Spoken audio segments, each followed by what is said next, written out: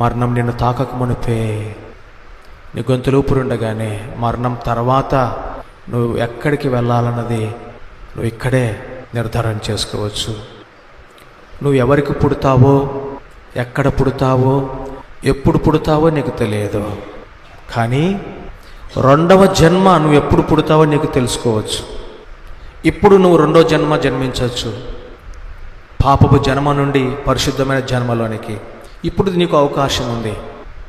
మొదటి జన్మ నువ్వు ఎప్పుడు ఎక్కడ ఎవరికి పుడతావో తెలియదు, కానీ రెండవ జన్మకు నీకు ఒక అవకాశం ఇచ్చాడు. అది 1988వ సంవత్సరం అక్టోబర్ 17వ తారీఖు మధ్యాహ్నము 1:30కు నా పాపాలు ఒప్పుకున్నా. అది నా రెండవ జన్మ. మొదటి జన్మ పుట్టిన తర్వాత తెలిసింది నాకు.